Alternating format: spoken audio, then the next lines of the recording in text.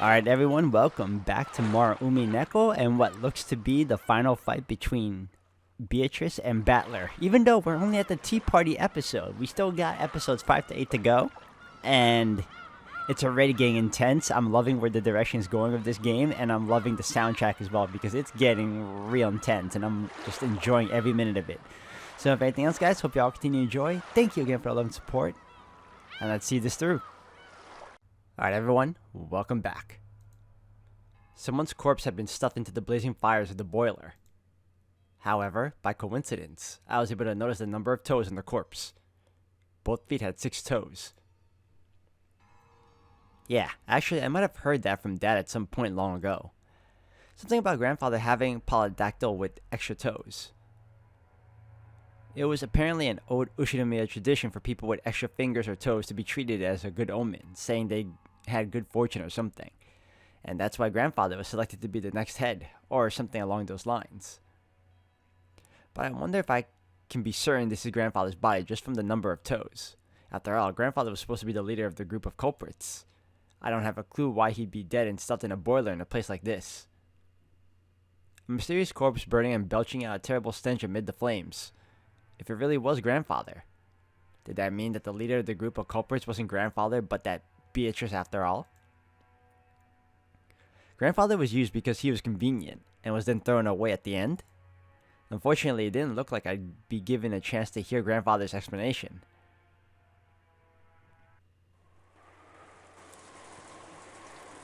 Now that I had obtained a tool, I thought about immediately taking on the cover to the well, but I decided to break the shutter to the gardening shed first. I had plenty of time to kill anyway. I thought I should check on the condition of Goda-san and Kumasawa-san's corpses.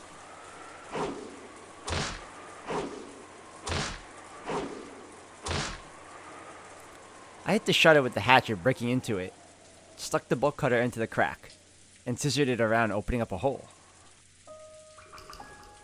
Then I came face to face with Goda-san and Kumasawa-san's corpses once more. And when we hear that sound, it's time to check on some people. Goda. Corpse discovered in the Rose Garden storehouse. It is hypothesized that he was shot in the forehead and then strung up by his neck. They themselves put their necks in the nooses. It was an interesting experience to try on the occasion. As long as a lockroom could be constructed, anything would have sufficed. Okay. As a result, I learned some new facts. First, they did not die by being hanged. Their feet were solidly on the floor, and both of their foreheads showed signs that they had been shot with a gun.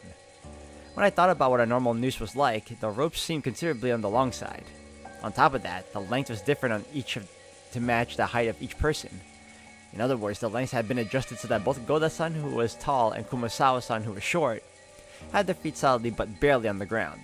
Also, while the ropes carried both of their weights as their head lolled, both of them had some slack below their knees. This meant that if they stood upright with those nooses around their necks, there would be some extra length. In other words, these ropes were a bit unsuitable to hang someone with. The direct cause of death was probably the shot to the head. It was gruesome. Their insides were still dripping out from those deep holes, staining their faces a deep red. Then they were hung by their necks and left on display. That probably makes the most sense.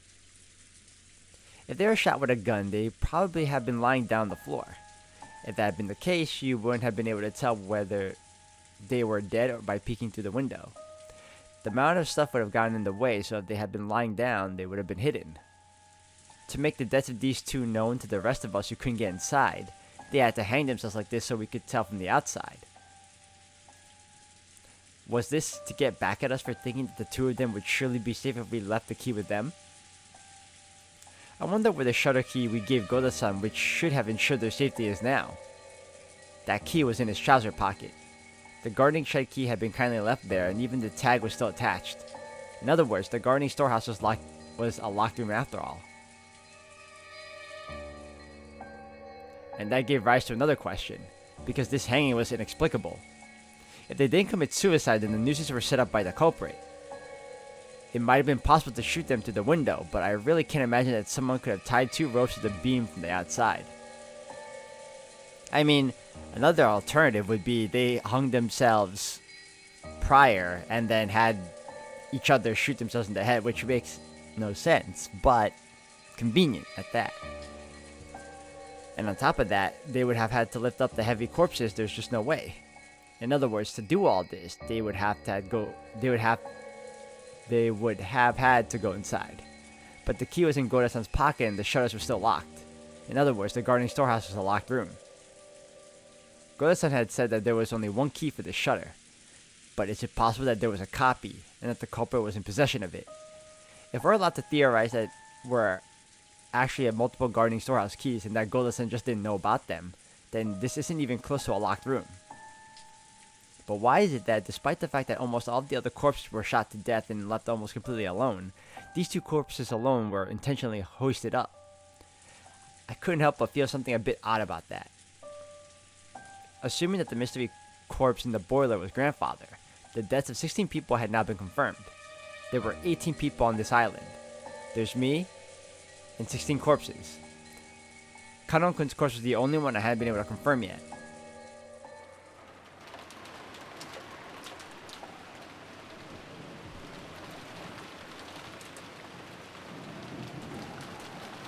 According to Kirie, he was killed while climbing out of the well and fell down into it. So with the well closed up like this, it was impossible to check. I tried shining a flashlight through the bars down into the darkness in the depths of the well, but it seemed that the jet black darkness had no intention of showing me its innermost depths with this inadequate light. It looked like I'd have to break the bars after all. Using the hatches and things I dragged out of the boiler room and the gardening shed, I tried breaking the cover of the well. But the metal bars were extraordinarily sturdy and breaking them wasn't easy. I hit them with the hatchet over and over until my hands started feeling weird and eventually gave up on breaking them. It was impossible. If they were at least wood, I might have been able to break them. But this metal... Yeah, there's no way you can slice through metal bars like butter with a human strength. I can't even begin to understand that story about how Kanon-kun cut through the metal bars. She told me that a light like red laser beam grew out of his arm, and he used it to slice through the metal bars like a knife through butter. Cutting through metal bars like butter. And what's with the red laser beam? Does that mean he snuck in a burner or something? And used that to burn through the bars? Still, just what kind of laser could cut through metal bars like butter? It sounds exactly like the kinds of laser beams that showed up in those robot anime I loved as a kid. Does stuff like that actually exist? And how did Kanon-kun get that laser beam? As much as I want to ask him, he's already been killed. Plus, even his corpse is now at the bottom of the well beyond this cover. If Kanon-kun managed to slice through those metal bars, I'm sure he could handle this metal cover in a single swing. It kind of feels like the locked room just now with Goda-san locked inside the guarding storehouse holding the key. Only one person can open the door, but they're locked inside.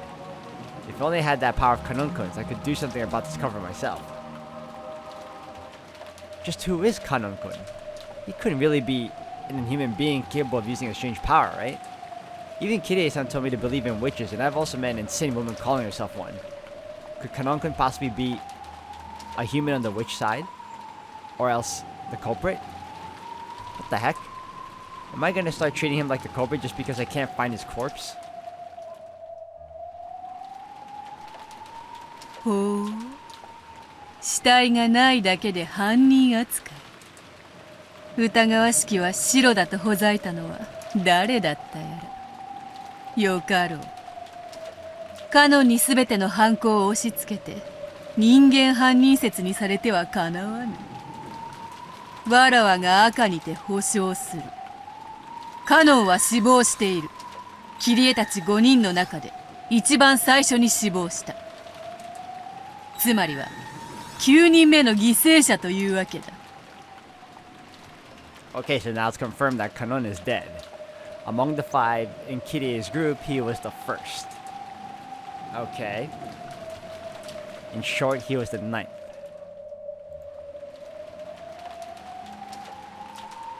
死体がない以上、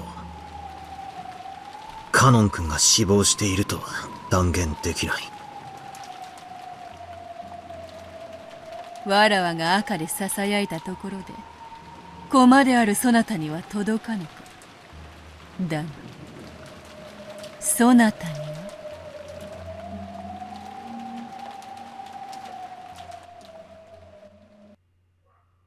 there, I got it.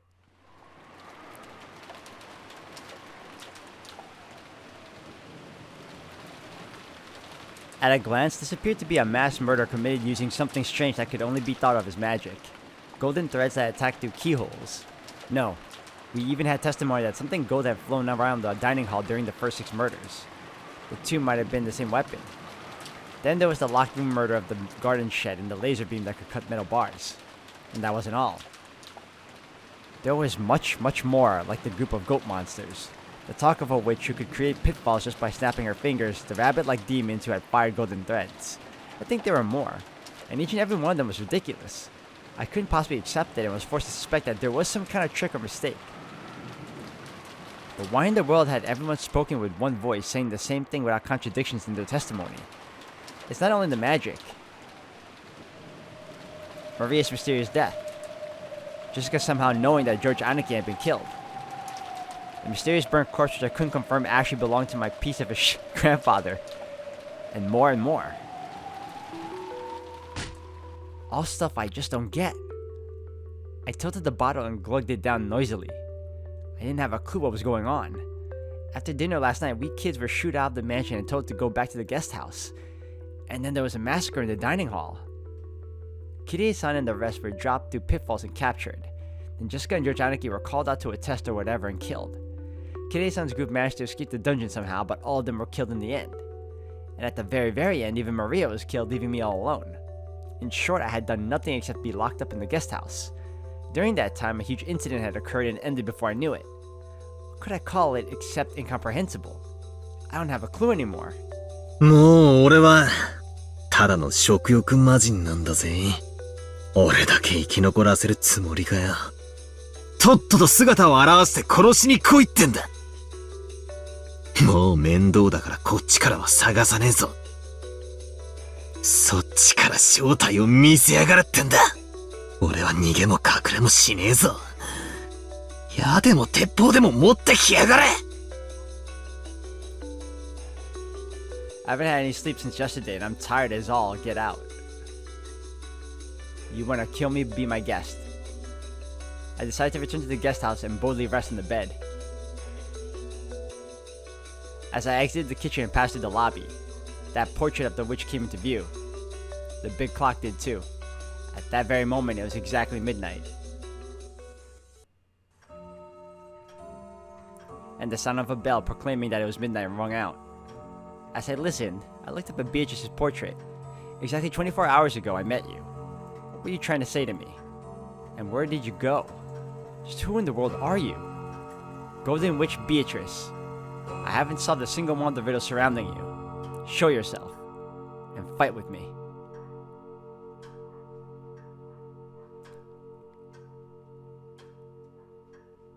Then, the witch showed herself. Like a guest of honor finally appearing, she showed herself on the landing at the top of the big staircase. Excuse the dogs, guys. I know he's loud. ようやく姿を現しやがったな。丸一日。退屈させられてたところだぜ。そうだ。丸一日を与えた。人間側の権利行使は十分か。ああ、退屈だったんでな。存分にやらせてもらったぜ。エンジェは良い駒であったな。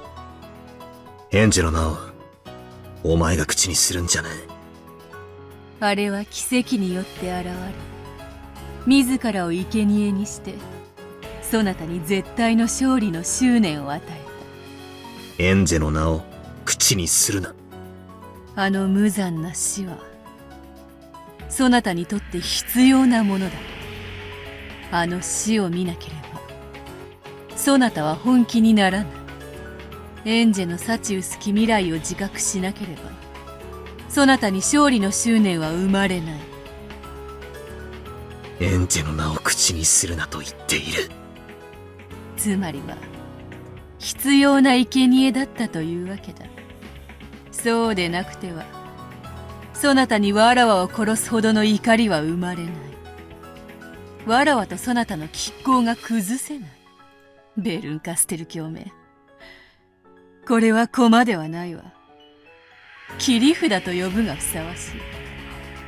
駒はどれほど活躍しようと盤上を離れることはない。しかし切り札はどんな力を発揮しようとも切れば確実に捨てられる。エンジェはそなたにとって実に良き切り札だったのだ。エンジェの名を口にするんじゃな！At Battler's outburst of rage, Beato finally stopped talking. 俺はな、こんなところで遊んでる暇はもう一切ねえんだ。引き分けすらもエンジェを待たせてる。俺はな、お前を打ち破り家族を連れて家に帰るんだよ。てめえと魔女ごっこで遊んでる暇は一秒たりともありはしない。ならばどうすればよいか分かっているね。ああ、お前をぶっ倒す。魔女も魔法も幻想も妄想も全て俺がぶっ飛ばす。さあ、おっ始めようぜ。もう二度とごまかさせない。ゲーム再開だぜ。お前という嘘っぱちを追う魔女のベールを俺が引き裂いてやる。長いわ。素直に一言わらわを殺してやると言えばよい。ああ、その言葉をお望みなら言ってやるさ。 Is he gonna say them in red? 俺が聞いてやるお前の望みで最初で最後のものだ。感謝する。お前を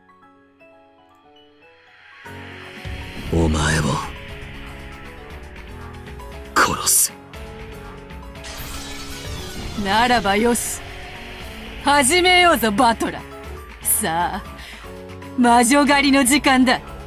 わらわを追ってみろ、追い詰めてみろ、殺してみろ。わらわはそなたに期待している。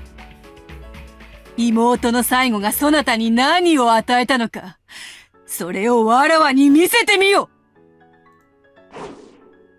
上等だ。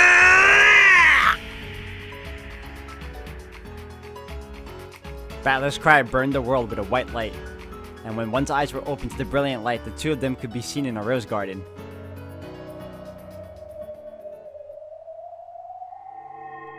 先手はどちらから？俺だ。潔し。The rose garden where beautiful rose petals danced. The color of those rose petals was red. Was that proof of, or simply a claim, that the two of them facing each other in this beautiful rose garden was the red and only truth? That must be why the roses are red.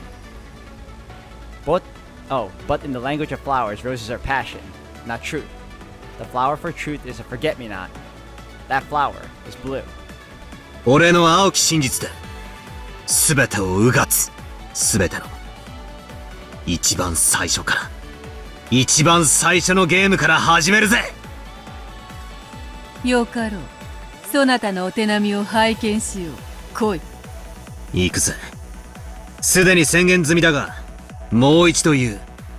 こいつは前回のゲームの南條先生の殺人だけじゃないぜ。一番最初からのあらゆるゲームのあらゆる場面を切り裂ける。後宮金蔵はすでに死亡している。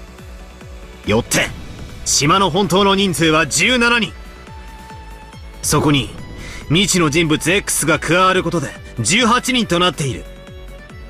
Yeah, I remember we already established that. この人物 X の存在の過程によって17人全員にアリバイがあっても犯行は可能になる。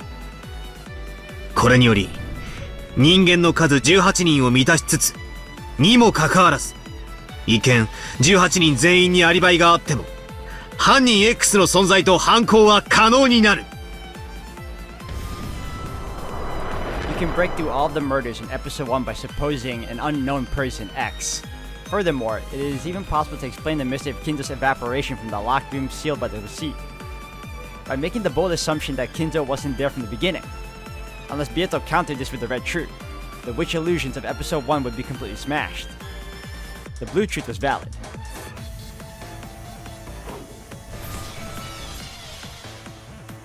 Oh, that's new. The wedge of blue truth that Battler had released stabbed right through the top of Beato's left foot. Was the red blood that poured out from there her defense in the red truth? Beato shut one of her eyes tight, enduring the unbearable pain of the wedge of blue truth that denied her. 悪くない。だがまだまだわらわは否定されてはおらぬ。この程度では足りぬわ。続くゲームではそれだけで説明できる謎があるぞ。どの謎だ？第2のゲームの終盤でジョージがゴーダとシャノンを引き連れ夏日の部屋に立てこもり殺された。夏日の部屋を解錠した鍵は室内に閉じ込められ、残る全ての解錠可能な鍵はローザの手にあった。犯人 X が存在しようとも密室構築は不可能なはず。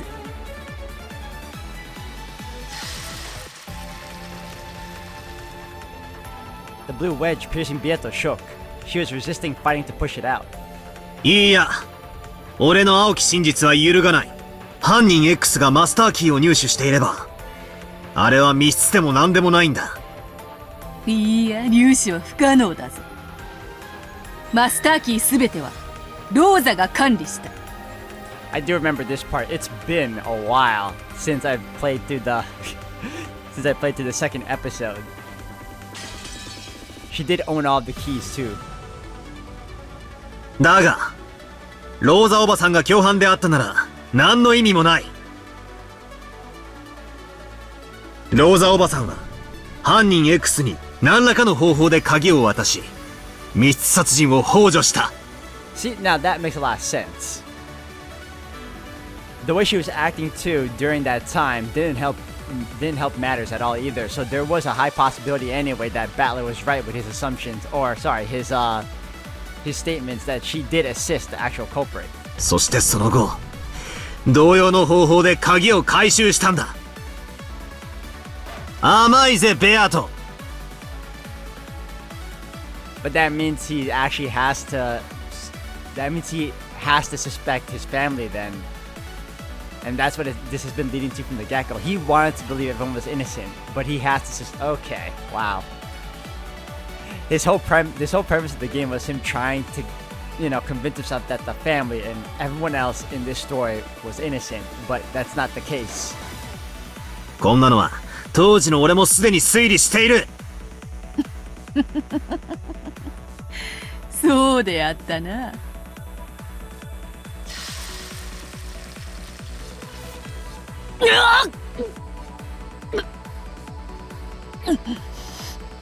I thought she was fighting it, okay.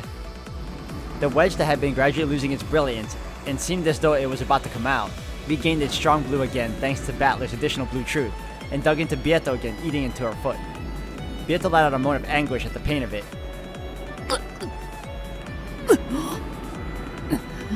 まだだ。まだ答えぬわ。まだだ。まだだ。さらに続けて第3のゲームだ。6連結の連鎖密室。ローザおばさんとマリアの殺人。親父たちのホールでの死亡。クラウスおじさんと夏日おばさんの殺人。その全てはエヴァおばさんを犯人に仮定することで説明可能だ。これは当時すでに論破済み。それに対しお前がエヴァを通して出題してきた最後の難題、南條先生殺しも18人目の未知の人物 X で説明可能。Yep. これで第3のゲームまで全て打ち破ったぞ。無論この程度で答えはせぬわ。ならばゲストハウスからのジョージの失踪はどう説明するというのか。赤き真実を追加しよう。ジョージはゲストハウスの階段を降りてはおらぬ。窓から飛び去ったのだ。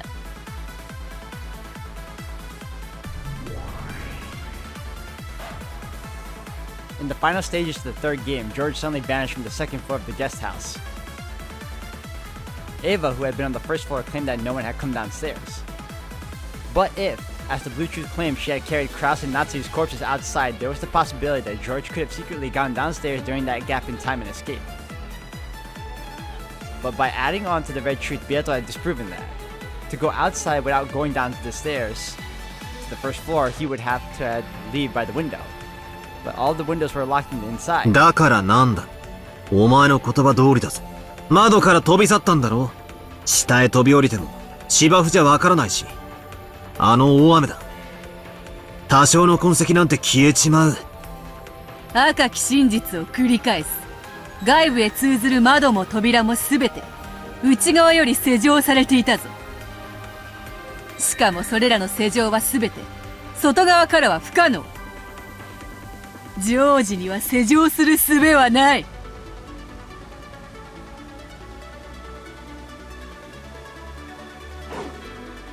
青き真実を繰り返す。当時の俺も言っているぜ。ならばジョージの兄貴が窓より脱出後、誰かがそれを施錠すればいい。何も難しいことはない。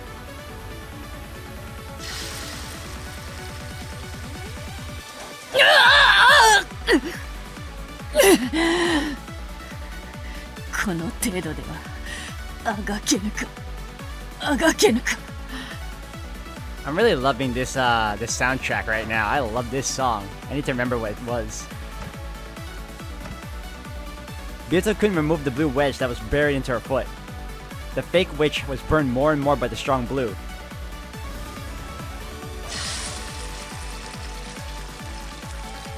第3のゲームまでの全てにおいて青き真実は未だ揺るがない。 So far, yes, he has a point. It makes perfect sense that prior to George leaving, all the windows then were locked up. So that was the only excuse we have that could explain why he was able to leave in the first place. なら、お前が魔女であることを証明する唯一のゲームは、今回の第4のゲームだけってことになる。わらわが赤き真実にて反撃していない以上、そういうことになろう。この度のゲームでのみ、魔女を証明せねばなるまいな。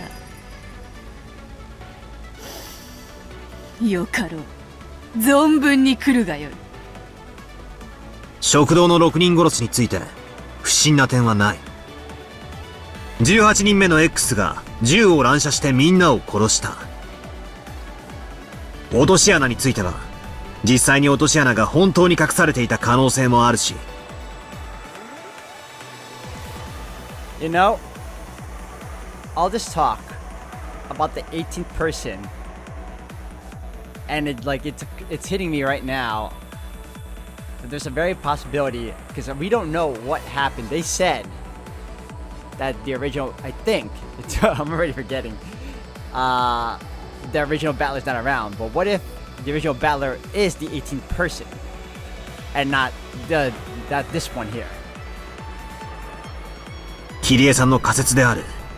瞬時に混沌させる毒矢の発射装置 X の過程でも説明可能。ジョージの兄貴、ジェシカ、そして地下牢から脱出したメンバーの殺害も食堂と同じで銃によるもの。In the most realistic fashion, yes. 不審な点はない。だが分かってるぜ。反撃があるんだろ。来いよ。そなたの最大の刃である18人目の X は金蔵がすでに死んでいるとの仮説に立脚している。そう来ることはわらわも分かっていた。だから金蔵を書斎より出した。その金蔵を親族会議の全員が迎えたぞ。親族会議に居合わせた全員が金蔵の存在を認めた。They acknowledge the existence of that particular Kinzo, though. Not the Kinzo. そうだな。だが、じいさまはずっと視線をさまよって寝込んでいた重病人ってことになってるぜ。Yeah, this one was very odd because he never once coughed. He was just laughing like a maniacal fool. like in every iteration from I believe 3 and below, he was always crazy, or not crazy, but he was always like out of his mind, but always hacking. And that's how you knew he was always sick, but he still had his mind intact. This one on the other hand was just crazy. やつれてて別人に見えちまってもみんな気にしないかもな。